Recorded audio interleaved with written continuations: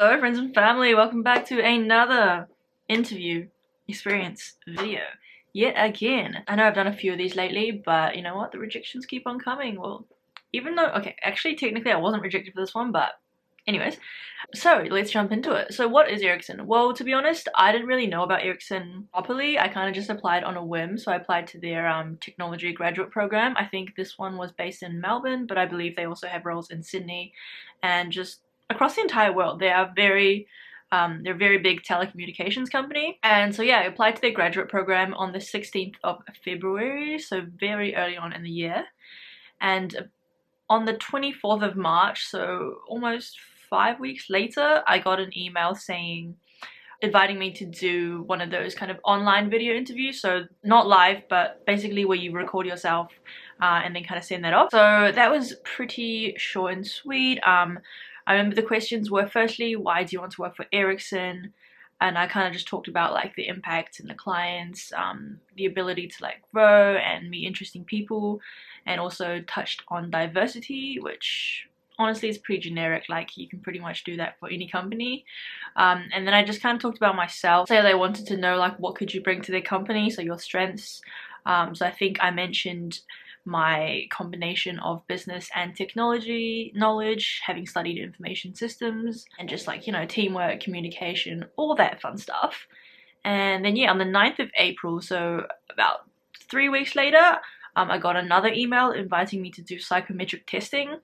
I thought this was kind of strange because normally you would do psychometric testing and then the interview, but I think it actually makes sense to do it in this order because there's no point doing it spending all the time doing the testing, right, if you're just going to fail the interview. So that kind of makes sense to do the interview first because I feel like it cuts off more people. But yeah, so I did that, and then on the 7th of May, so almost a month later, I got an email asking me to do an assessment center on the 17th of May, so 10 days later.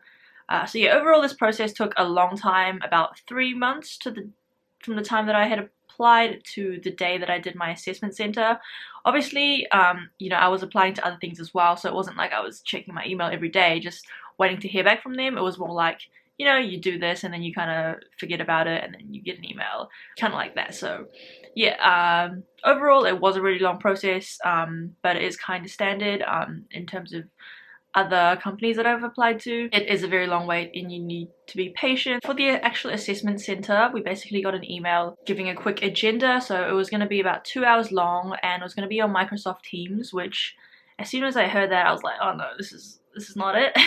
This ain't it. Yeah, I don't know if it's just me, but I swear Microsoft Teams just never works out for me. So on the day, they told me to kind of log in, I guess 15 minutes early. So I would say you don't need to be that early, like that's a bit overkill. I would say maybe 5 minutes early is a good time because yeah, I think they just want to make sure that you're on time basically. So as long as you're not late, then you'll be fine. So yeah, logged in, and then I remember as soon as I got on, it was very, very laggy, like, and I'm not sure if other people had experienced the same thing. I think it was just me, so it was kind of difficult because like I could barely see what was on my screen, and it wasn't my computer. Like I have a new M1 Max, so like it's, you know, it's not to do with me. I just think Microsoft Teams for some reason it just doesn't work very well. But anyways, so we did that. So the assessment center had about 7 or 8 other people. Everyone else I remember was in Australia. I was the only person from New Zealand. So it started off just pretty chill, basically just a quick introduction. Someone from the recruitment team was there and they explained, you know, like this is a bit about our company, this is how the assessment center is going to work. And then we kind of each went around and just introduced ourselves. So yeah, I would say if you have it, just you don't really need to prepare. I mean, you should really know how to introduce yourself by now. Like all you got to say is, hi, my name is Catherine, I study at this university and this is my major. I remember there were also some people that I think had already graduated and other people that were studying a master's as well. So yeah, there's a quite diverse range of people, so that was quite good. And then we did a quick icebreaker, which honestly was a bit strange, but basically what happened is they would email you a picture of an item and then you kind of just had to like pitch that item and say why it was important. I think I got a photo of a brick, so that was pretty easy because I could be like, you know, you need a brick to build shelter if you're under attack for whatever reason. But I know there's other people that got things like a strawberry or like, I don't even know. It was pretty hard, But yeah, I think kind of just wanted to see your creativity and I guess problem solving as well. I don't know. It went into two kind of questions that we basically had to discuss. So they did mention beforehand that you know, we had to kind of prepare on the topics that Ericsson kind of works around. So I did kind of predict, or I kind of knew that they were probably going to ask something about like, you know, Internet of Things or like telecommunications or something like that. But to be honest, I didn't really do that much preparation. This is kind of like an ongoing problem. But yeah, I didn't do a ton of preparation. However, everyone else seemed to like really be onto it. So definitely hard, especially when, you know, there's 7 or 8 people kind of on like Microsoft Teams. It's not even in person, so it makes it even harder to kind of get a word in because everyone's trying to talk and everyone's trying to like, you know, basically make themselves sound smart and intelligent. And then I was just kind of like chilling and I didn't really talk much, which I think was one of my downfalls, I guess. The first question was, what do you think is like the general impact of Internet of Things on society?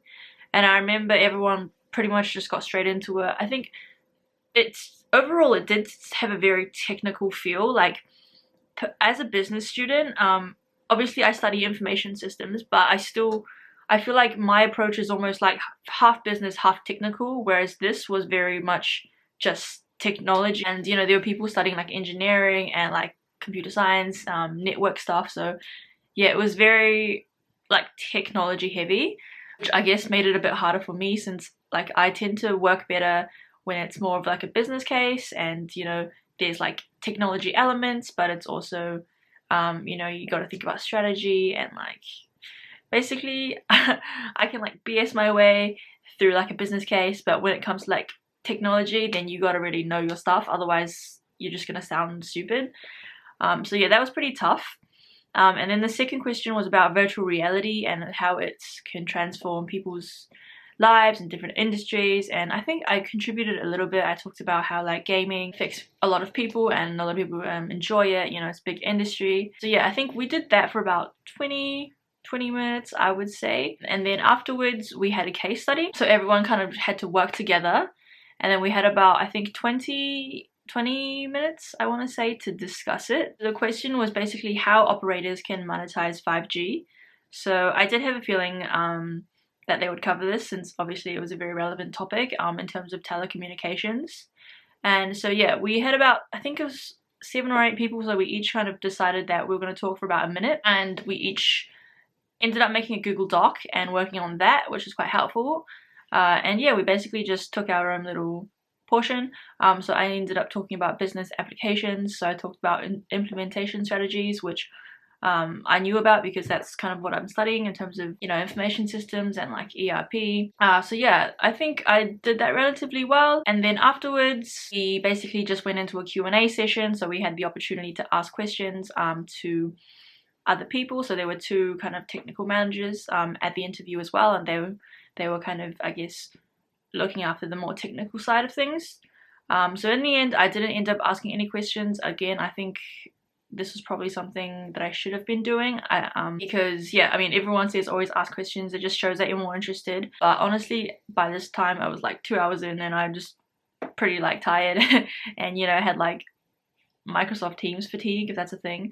And yes, I didn't ask any questions, and the thing ended up going like 10 minutes overtime as well. But yeah, that was kind of that. And then about a month later, I still hadn't heard back, so I messaged the recruiter. They were like, oh, you know, we're still in the process, and now it's been 2 months and I still haven't heard back, which I think is a bit ridiculous, like, come on. So yeah, I think at this point I kind of know I didn't make it, which is why I'm making this video. Overall, the experience getting to the assessment center was fine. I don't really have any complaints, but I think the actual assessment center could have definitely been run better, at least in my opinion. I feel like they should have included maybe like a one-on-one interview or something, because say you're, I guess, more of a quiet, like introverted person, it's very difficult for you to show your knowledge or your skills or even like your experiences in that process. So it's pretty hard. I don't really have any regrets per se. Like, I don't think I was a good fit for that role anyway. It seemed very much like technology heavy, and I guess I wanted to do something kind of like in the middle where it's half business, half tech. But yeah, that was my experience. I hope you guys found it interesting. If you are looking to apply for Ericsson, I would just say go for it. I have a video on my CV as well, so if you're interested. I'll link that down below. Yeah, that's it for today's video. I hope you guys enjoyed, and I'll see you guys in my next one. Ciao!